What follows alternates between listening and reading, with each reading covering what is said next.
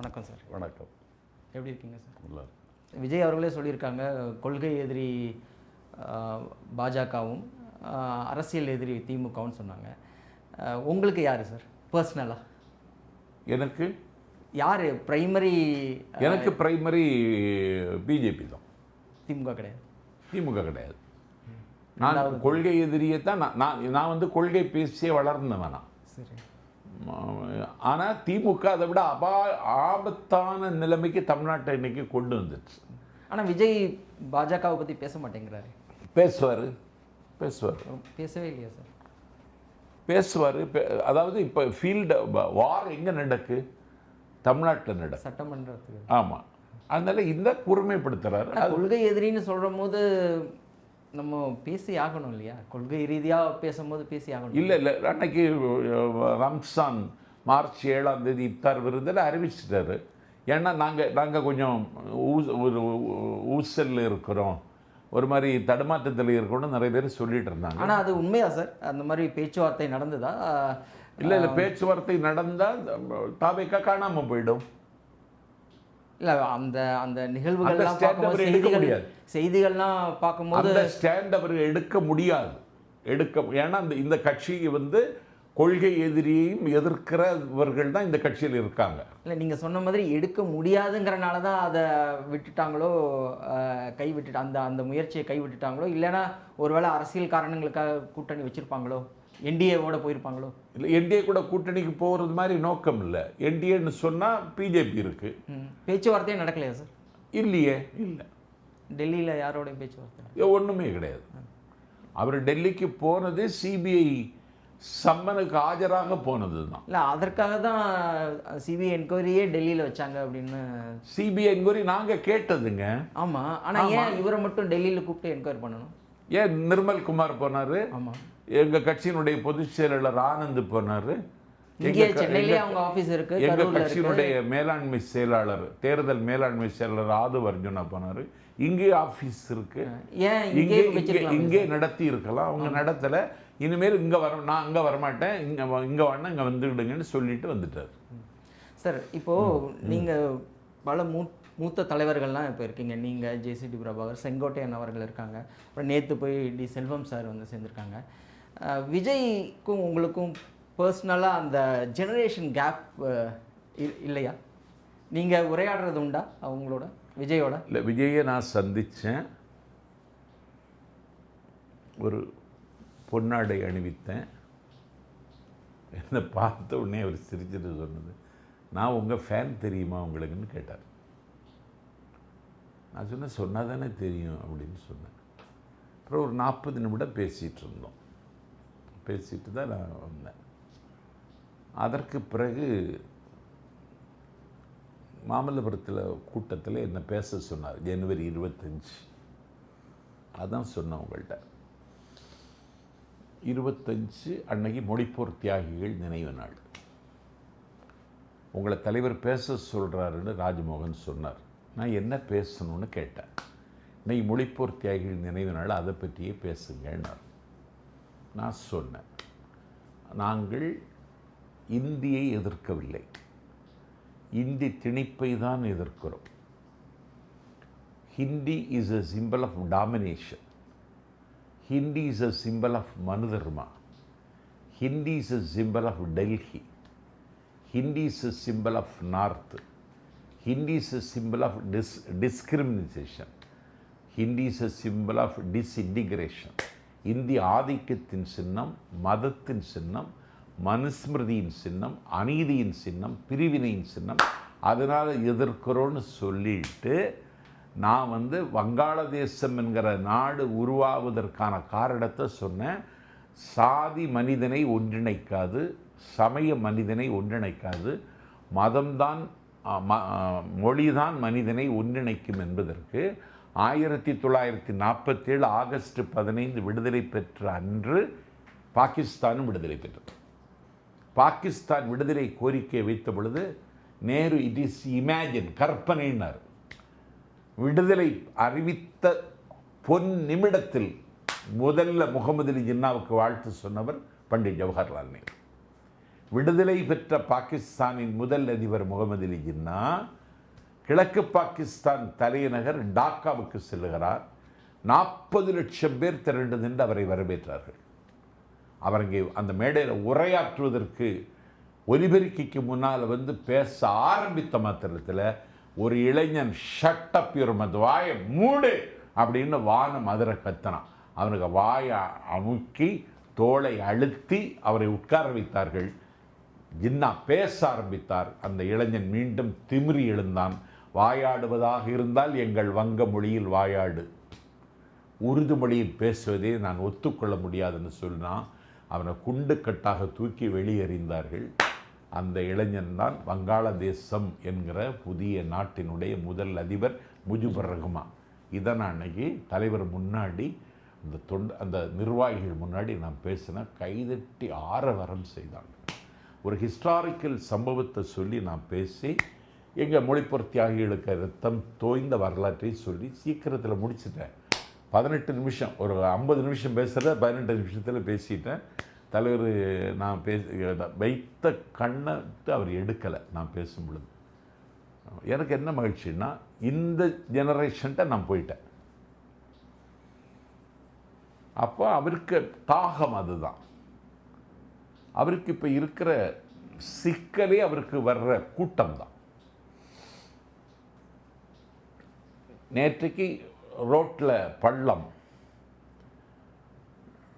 அதனால அனுமதி இல்லை அப்படின்னு சொல்கிறாங்க.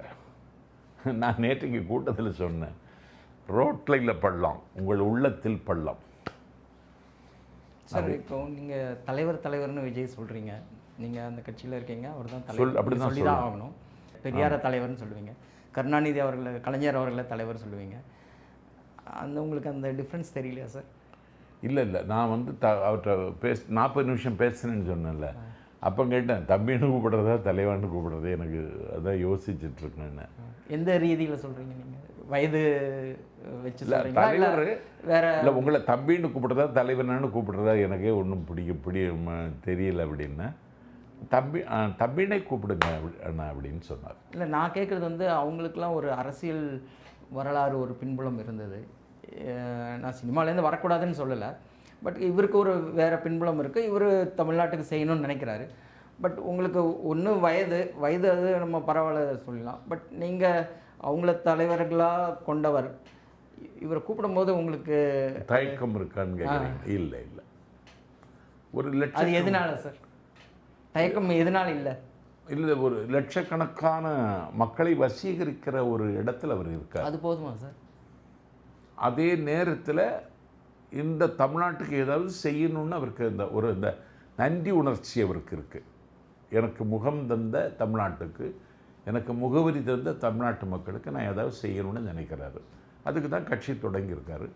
ஒரு ஸ்டார், பெரிய ஸ்டாரு, இன்றைக்கி 300 கோடி ரூபாய் வருமானம் உள்ள அந்த தொழிலை விட்டுட்டு இதுதான் எனது கடைசி படம் என்று அறிவித்து விட்டு களத்துக்கு வந்திருக்காருன்னா, ஒரு நீண்ட பயணத்திற்கு அவர் தயாராகிட்டார். அவருக்கு கூட பயணிப்பதில் எனக்கு ஒரு பெரிய மன நிறைவும் மகிழ்ச்சியும் கிடைத்திருக்கிறது. சார், இப்போது 2 பெரிய கட்சிகள், அதிமுக திமுக இருக்குது, ஒன்று ஆண்டு கொண்டு வந்திருக்க கட்சிகள், ரெண்டுமே ஆண்ட கட்சிகள், ஆண்டு கொண்டிருக்க கட்சி ஒன்று. அவங்கள மீறி நீங்கள் ஜெயிச்சிட முடியுமா இந்த தேர்தலில்? அதுதான் சொன்னேன். ஆந்திராவில் அஞ்சையான்னு ஒரு முதலமைச்சர் இருந்தார். இந்திரா சொல்லிட்டாங்க. வெங்கட்ராம ரெட்டி அப்படின்னு ஒருத்தனை முதலமைச்சராக அறிவிச்சிட்டாங்க டெல்லியிலேருந்து. அவர் முதலமைச்சராக பொறுப்பேற்றார். கொஞ்ச நாளில் ஒரு 3 மாதத்தில் அவரையும் சொல்லிட்டாங்க, ராஜினாமா பண்ண சொல்லி. அவரும் பண்ணிவிட்டு அப்புறம் பாஸ்கர் ரெட்டின்னு ஒருத்தனை நியமித்தார் இந்திரா. முதல் குரல் என்டிஆர்கிட்டேருந்து வந்துச்சு. ஆந்திராவை கிள்ளுக்கிறையாக நினைக்கிறீர்களா? மக்களால் தேர்ந்தெடுக்கப்பட்ட ஒரு அரசை நடத்துகிறவர்கள் நீங்கள் பொம்மைகளை முதலமைச்சராக நியமிப்பீர்கள் என்டி ராமராவ் கேட்டார். ஆந்திராவின் தலைவிதியை நாங்களே தீர்மானிப்போம் தான் தெலுங்கு தேசம் என்கிற கட்சியை தொடங்கினார். 9 மாதத்தில் ஆட்சிக்கு வந்தார். 102 அணிசாரா நாடுகளுக்கு தலைமை வகித்த இந்திரா தன்னுடைய பொது வாழ்வில் திருப்பி திருப்பி ஆந்திராவுக்கு வந்து என்.டி. ராமராவுக்கு எதிராக பிரச்சாரம் செய்தார் அம்மா இந்திரா அம்மா. பிரச்சாரம் முடிச்சுட்டு அவர் இந்திரா டெல்லிக்கு போகும்பொழுது காங்கிரஸ் நிர்வாகிகள்கிட்ட எல்லாத்தையும் கேட்குறாங்க, எப்படி இருக்குது நிலவரம், எப்படி இருக்குது, நம்ம தான் ஜெயிக்க போகிறோம், நீங்கள் வந்த பிறகு வேறு யார் வருவா அப்படின்னு அவன் திருப்திப்படுத்துறதுக்கு. இது பேர் தான் ஃப்ளாட்டருங்கிறது. இந்திரா சொல்லிட்டு போனாங்க, ஐ டோன்ட் திங்க் ஷோ அப்படின்னு சொல்லிட்டு விமானம் ஏறிட்டாங்க. நான் அப்படி நம்பலைன்னாங்க. அன்றைக்கு ஆந்திராவில் நடந்தது நாளைக்கு தமிழ்நாட்டில் நடக்கும். இந்த தேர்தலேவா நடக்கும், முதலமைச்சர் ஆவார். ஆமாம், கேளுங்க. பல்வேறு ஷா செய்தித்தாள் படித்தா தெரியும் உங்களுக்கு. 35 வயசில் காட்மண்டில் மேயர். பழம் தின்று கொட்டை போட்டவர்களை, பழம் பெரிச்சாளிகளை அறிவிக்கப்பட்ட பொதுத்தரில் கடாசி தூர எறிந்துட்டு பல்வேறு ஷா மலைகள் சிரிக்கின்ற, மங்களம் பொங்கி விளைகின்ற நேபாளத்தின் அதிபராக இன்றைக்கு பொறுப்பேற்கிறார். ஆகவே தமிழ்நாட்டினுடைய பல்வேறு ஷா விஜய். ஏன்னா திமுகவின் மீது மக்கள் பெரிய கோபத்தில் இருக்காங்க. நான் காலையில் இங்கேருந்து இறங்கி, நான் வெளியில் அதிகமாக போகிறதில்லை, இந்த கே நகர் இந்த பஸ் டிப்போ கிட்ட தேநீர் குடிக்க போனேன். என்ன ஒரு ஆள் அடையாளம் கண்டுட்டு, இந்த கே நகர் டிப்போவை 12 கோடி ரூபாய்க்கு விற்றுட்டாங்கன்னார். நீங்கள் யாருன்னு கேட்டேன். நான் இங்கே டிப்போவில் மெக்கானிக்காக இருக்கு, போல்ட்டு நட்டு இருக்கான்னு கேட்டேன். பணிமனையில் அரசாங்கத்துக்கு போல்ட்டு நட்டும் இருந்தால பணிமனையில் இருக்குன்னு சொன்னார். 12 கோடி ரூபாய்க்கு விற்றுட்டாங்க கே நகர் டிப்போவை. வேறு டிப்போ விற்றாங்கன்ட்டு ஆலந்தூர் டிப்போயை விற்றுட்டாங்க, சென்ட்ரல் டிப்போயை விற்றுட்டாங்க, வியாசர்பாடி டிப்போவை விற்றுட்டாங்க, பணப்பாக்கம் டிப்போயை விற்றுட்டாங்க. எத்தனை கோடிக்கு? 12 கோடிக்கு. இந்த போக்குவரத்து துறையை அன்னைக்கு Ganapathi service, Lions service, SR சர்வீஸ்ன்னு தான் பஸ் இருந்துச்சு தமிழ்நாடு பூரா.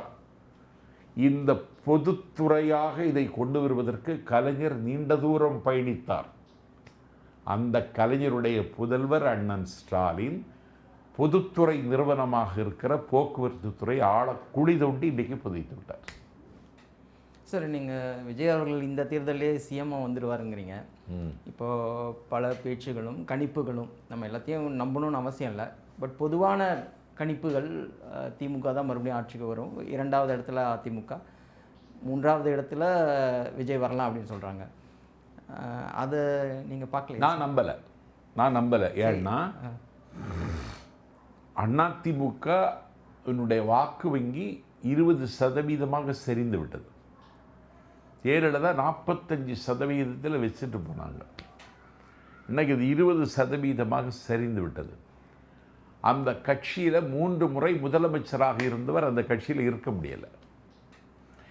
எந்த நிபந்தனையும் இல்லாமல் நான் சேருகிறேன்னு சொன்னார் அண்ணன் ஓபிஎஸ்.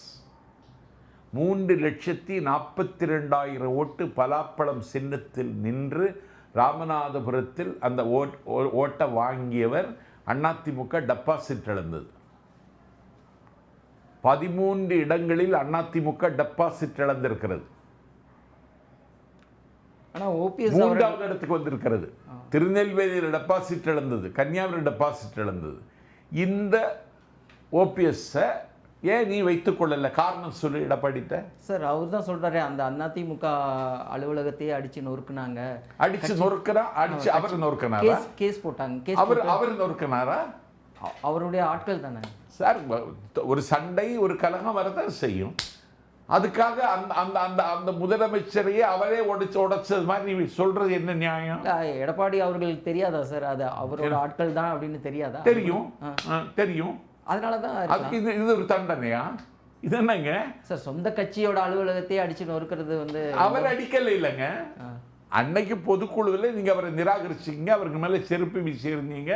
அவருக்கு காரை நிறுத்தாதீங்கன்னு சொன்னா அவரை நேசிக்கிறவர் தான் அடிச்சிட்டான். அவன் தான் தொண்டாவது செய்யத்தான் செய்யணும். அதுக்காக ஓபிஎஸ் என்கிற ஆளுமையை இந்த நாட்டில் நான் கட்சியிலே சேர்க்க மாட்டேன்னா என்ன நியாயம்? கேஸ் போட்டாரே சார். யாரு? ஓபிஎஸ் அவர்கள். போடணும்ல. இப்போ தானே சொல்றாரு எந்த நிபந்தனையும் இல்லாமல் சேருகிறேன்னு சொல்றாரு. 36 ஆண்டு காலம் ஜெயலலிதாவுக்கு பேக் போனாக இருந்தவர் சசிகலா. அந்த சசிகலாவிடத்தில் இருந்து தான் இந்த முதலமைச்சர் பதவி உன்னை தேடி வந்தது. கேட்டீங்களா? அந்த சசிகலாவை நீ காப்பாற்றி இருக்க வேண்டும். முதலமைச்சர் அதிகாரம் இருக்கும் பொழுது, அண்டை மாநிலத்தில் பரப்பன அக்ரஹார சிறையில் இருக்கும் பொழுது அந்த மாநில முதலமைச்சரோடு பேசி அவர்களை நன்றாக கவனித்துக் கொள்ளுங்கள் நீ சொல்லியிருக்கணும். சொல்லல. நீ பரப்பன அக்ரஹாரம் சிறைக்கு அவர்கள் போன உடனே அவங்கள கட்சியை விட்டு நீ நீக்கின. அதுதான் அரசியல். அரசியல் கிடையாது. அற்ப காசுகளுக்காக இந்த நாட்டில் யூதாஸ் இயேசுவை காட்டி கொடுத்தான். அகஸ்டஸ் சீசர புரூட்டஸ் காட்டி கொடுத்தான். இந்தியாவுடைய விடுதலை போருக்கு முதலில் முகம் தந்த சிராஜ் உத்தாலாவை கல்கத்தாவில் மீர்ஜாபர் காட்டி கொடுத்தான். வீரபாண்டிய கட்டபொம்மனை எட்டப்பன் காட்டி கொடுத்தான். நான் உங்களுக்கு தெளிவாக சொல்லுகிறேன், அறமற்ற அரசியல் செய்த அயோக்கியர்கள் துரோகிகளின் பட்டியலை உலக வரலாற்றில் வரிசைப்படுத்தினால் முதல் இடத்துல வந்து நிற்கிறவன் எடப்பாடி பழனிசாமி. அவருடைய அரசியல் வாழ்வுக்கு ஆயுள் மிக குறைவு. எழுதி வச்சுக்கிடுங்க. தமிழ் படித்த நாஞ்சல் சம்பந்தம் உங்கள்கிட்ட சொல்கிறேன். நீ சசிகலாவுக்கு இந்த துரோகம் செய்த நீ இன்னைக்கு 15,000 கோடி உன் கையில் இருக்கு. 26 இடத்துல உன் வீட்டில் ரெய்டு. நீ இன்னைக்கு பிஜேபிக்கு சரண்டர் ஆகிருக்க. சார் கட்சியை கட்டுக்கோப்பா வைக்கலைங்க. வைக்கணும்னா இது செஞ்சுதானே ஆகணும். இன்னைக்கு அவர் கட்டுக்கோப்பா வச்சிருக்காரு சார். எல்லாருமே அவருக்கு எதிராக இருந்தவங்களெல்லாம் யாருமே இன்னைக்கு சேலஞ்ச் பண்ண யாருமே இல்லை. கட்சி கட்டுக்கோப்பா இருக்கு. இவர் ஜெனரல் செக்ரட்டரியாக இருக்காரு. பிஜேபியோடு சேர்ந்து திமுகவுக்கு எதிராக நிற்கிறாரு சார். சேலஞ்ச் பண்ணி நிற்கிறாரு. இல்லை பிஜேபி இன்னும் கேளுங்க. நான் என்ன கேட்குறேன், நான் திமுகவிட்டே கேட்குறேன், நீங்கள் ஏன் கொடநாடு கொலை வழக்கில் இவரை குற்றவாளியாக சேர்க்கலை? எடப்பாடி பழனிசாமியை இது அண்டர்ஸ்டாண்டிங் இருக்குங்கிறீங்க? அண்டர்ஸ்டாண்டிங் தான். ஒன்றில் நீ இருக்கணும், இல்லைன்னா நான் இருக்கணும். சார் ஸ்டாலின்கே இவர் வந்து ஒரு த்ரெட்டு தானே சார். யாரு? எடப்பாடி. இல்லையே.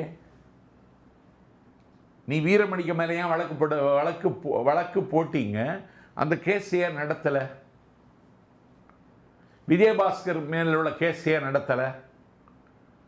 குட்கா ஊழல் புகழ்னு சொன்னியே விஜயபாஸ்கர், டாக்டர் விஜயபாஸ்கர், அந்த கேஸ் ஏன் நடத்தலை?